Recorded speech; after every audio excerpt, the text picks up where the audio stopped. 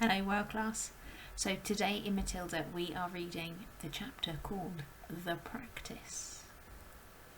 Matilda found the house empty as usual. Her father was not yet back from work, her mother was not yet back from bingo, and her brother might be anywhere. She went straight into the living room and opened the drawer of the sideboard where she knew her father kept a box of cigars. She took one out and carried it up to her bedroom and shut herself in. Now for the practice, she told herself. It's going to be tough, but I'm determined to do it. Her plan for helping Miss Honey was beginning to form beautifully in her mind. She had it now in almost every detail, and in the end it all depended upon her being able to do one very special thing with her eye power. She knew she wouldn't manage it right away, but she felt fairly confident that with a great deal of practice and effort she would succeed in the end. The cigar was essential. It was perhaps a bit thicker than she would have liked, but the weight was about right. It would be fine for practising with. There was a small dressing table in Matilda's room, with her hairbrush and comb on it, and 2 library books. She cleared these things to one side and laid the cigar down in the middle of the dressing table. Then she walked away and sat on the end of her bed. She was now about 10 feet from the cigar. There she is.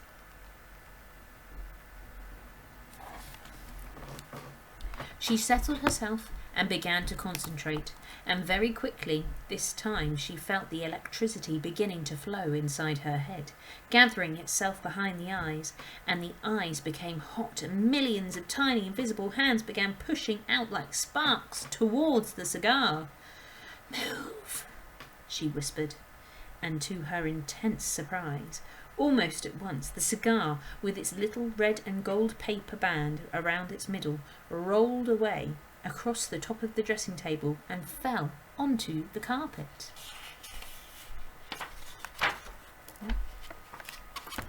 Sorry, pages stuck together.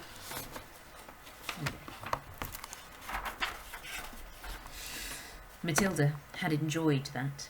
It was lovely doing it. It felt as though sparks were going round and round inside her head and flashing out of her eyes. It had given her a sense of power that was almost ethereal. And how quick it happened this time. How simple. She crossed the bedroom and picked up the cigar and put it back on the table.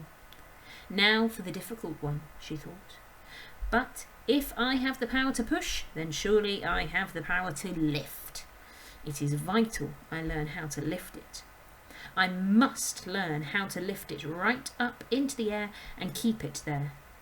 It was not a very heavy thing, a cigar. She sat on the end of her bed and started up again. It was easy now to summon up the power behind her eyes. It was like pushing a trigger in the brain. "Lift," she whispered. "Lift, lift." At first, the cigar started to roll away.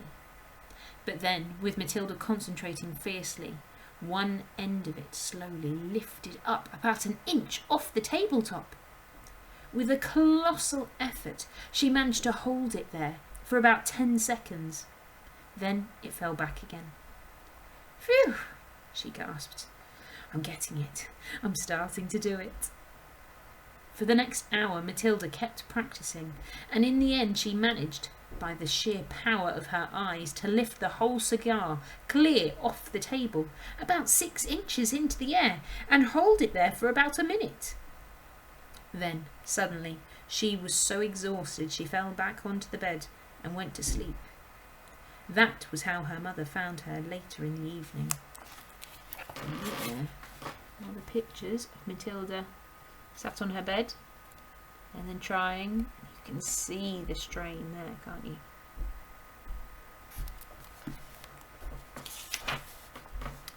"What's the matter with you?" the mother said, waking her up. "Are you ill?" "Oh gosh," Matilda said, sitting up and looking around. "No, I'm all right. I was a bit tired, that's all." From then on, every day after school, Matilda shut herself into her room and practised with the cigar. And soon it all began to come together in the most wonderful way. 6 days later, by the following Wednesday evening, she was able not only to lift the cigar up into the air, but also to move it around exactly as she wished. It was beautiful. "I can do it!" she cried. "I can do it! I really can do it! I pick up the cigar just with my eye power and push it and pull it in the air anywhere I want." All she had to do now was to put her great plan into action. And that's the end of our chapter today, another short one. Our chapter tomorrow is called The Third Miracle. I hope you have a lovely afternoon. See you soon. Bye.